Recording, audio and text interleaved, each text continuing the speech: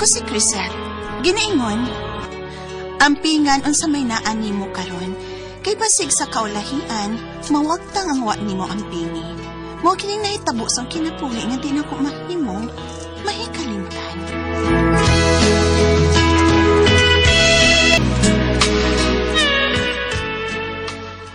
Inigsakay sa barko ni Dan, piksi unya ko sa imong alote ha, Crisette?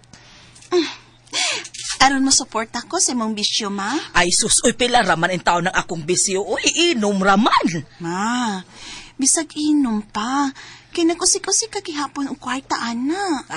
Para gamayng paraig dili ka, paitang anak ka.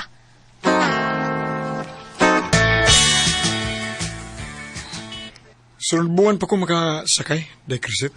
Okay ra uy. Mingaon gid niya ko nimo. Agwan taon na to ang kamingaw, day Crisette. Kaya lang naman sa atong kaugmaon, day. Mao gyud, wa na rampay palitonon ron nga barato.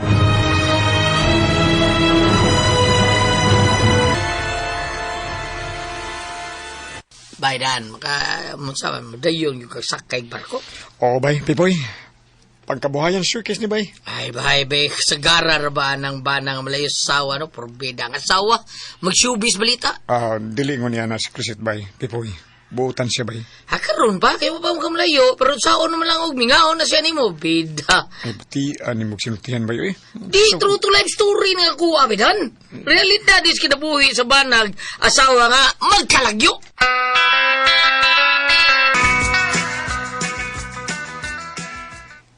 Day, mulad ka si Dan. Hala, kung bati dyan huwag maayo ha, aron mamabdus na ka. Di man tingali makahatag na kong anak mas danday, uy. Ha? Kung nagsulti mag-ana. Imagine, mag 6 years na may nagminyok pero until now, wa pa ko mamaptos. Ay, wa pa tingali mo hatagis ginuuoy. Pulos pa mo mga batanon. Mo nang kumbati lang yun. Kaya nukon kaayo kung mo mo'y anak si Dan. Pulos pa ya mo maayo kitsura.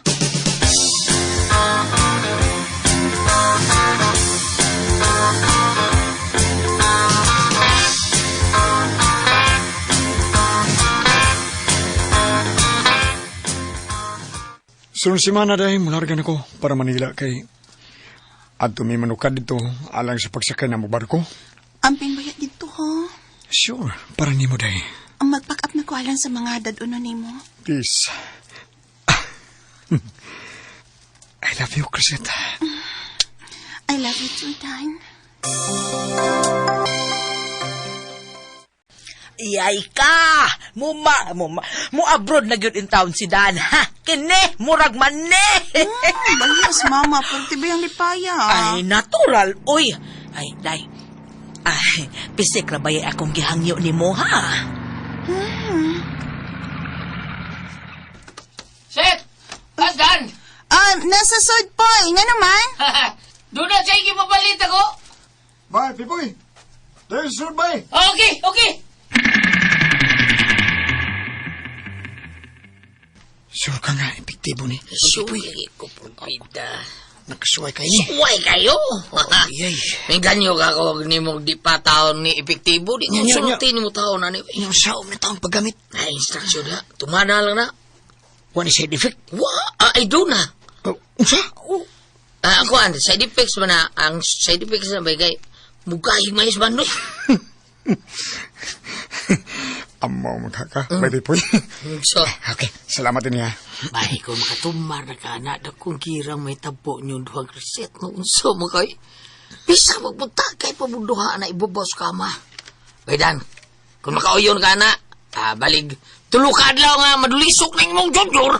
Day, undang na ng pagpamilo ni mo sa atong mga biste. Matuong na ta. Diwas lang din ako. Dali, Pi.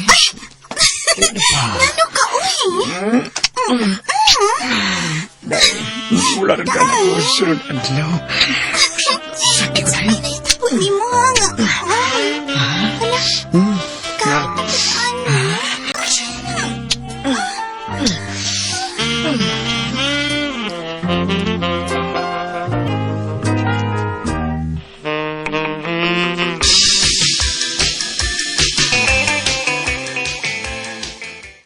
Kumusta na ha? Unsa man, nagpa-check up na ka? Unsa man, positive? Negative. Ay. Ultimta na mong fight last month sa awa pa siya mo largag Manila, uy. Hibaw ka ni kung dan nga, gibuntagan ko sa amaw. Wagan ni kong balibad niya, bisag hapdos na kaayo kay laki.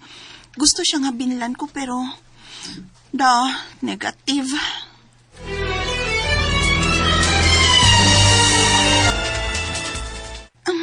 Nakuha na akong kwarta nga imong gipadana ko, Dan. Salamat, ha? Tarungan na gastong kwarta day, ha? Sure, Amping be da permi, ha? Likay anang inom sa kauban ni Mos Barko. Kamao ko muna sa kong gugalingon day, Chrisette. Oh, usap di resulta si mong papacheck up. Nabindan tayo ka, ha? Uy. Ay, gol, hebedan, pita sa ko. Kami ka kumpare sa pa-check up ang yun ming duha. Ay, almost 10 years na may kasal, pero wag yun may makabaton. Wa mamabdos ko asawa. Multo nga akong nahibawaan nga. Ako mo'y dunay pa din siya. Kaluoy ginoo. Wag yun kong discourage bay. Kung nga akong asawa, wasam discourage. Kaluoy sa Diyos. Takanag, may sagduna ko yung diferensya. Mo din yung diferensya namin, ang tingog. Mo ba, Ernest? Akin hindi, bay. Unsa ka, no? Ang taman. Magpa-check up po, doktor. Huwag si Chrisette po nga kung ingon nga. Pagpa-check up po siya. Dan, nakuha na ako ang result. Ug matod sa doktor nga makaanak man kuno ko. Ikaw, nagpa-check up na ka? Wa pa rin, Chrisette. Unya na kung mo-stop over me. Shit. Dako na kong pilti. Unsa may ako irason ininitan kung pangayuan ko niya account ron. Sa iyang gipadana ko nga kwarta. Ganahan pa kang musugal. Luwatan niyo. Unsa ka bandol nga kwarta? Pila ni? 50K ra na sa kabandol tags kwinta. Gamitan na. Unya ng pag-unaw na sa pagbayad kung madaog ka.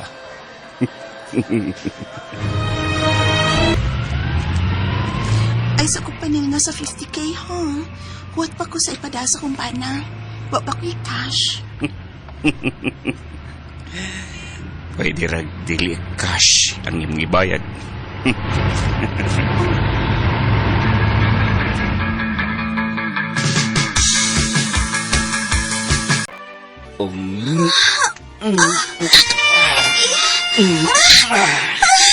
Naipaw ko nga siningaw na pagmayag ninyo.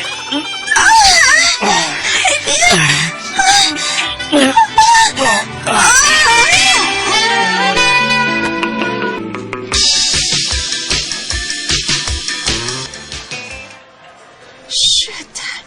Napildi na sa pangkwarta nga bagong ipadani dana ko. Shit, yun. Di malasan ako eh. Barog na diha. Kay di malas kay.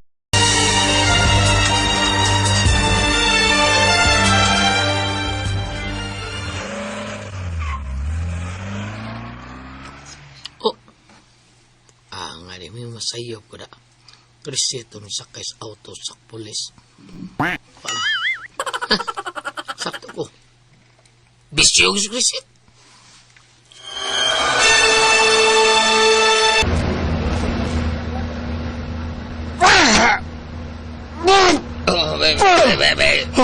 Kailan ko sa problema tao rin. Unsa ka? Bay, Karto na ba rin? Mulayat ka. Diyos, mabdus ka akong asawa. Usa ka pulis ang amahan.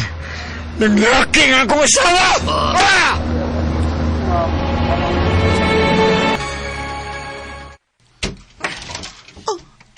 Dan? Dan, sorry. Sorry. Magkaan yung magnahonggot. Dako naman katiyan. Ha! Ikiha ko ikaw. Ingon man ang imong laki nga pulis. Doon na kikuha nga video nga nagkuyog mo sa motel. Ug dako ka ng imong tiyan na karon. Ebidensya ka na. Huwag kay makuha na ako bisag usa ka na ko kasi Dan, pasilo ako. ay kong kaksa. Hugaw kang pagkasawa.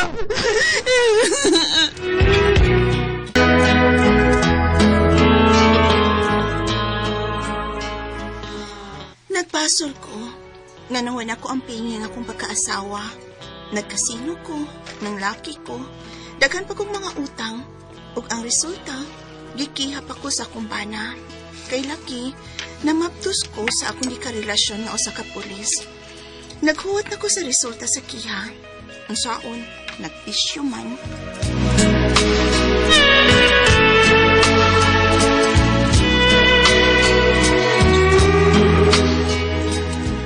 Mga tumang kasama ang kaagi ni Crisette. Dinhining tulumanon. What's the style? Nagbisyo style.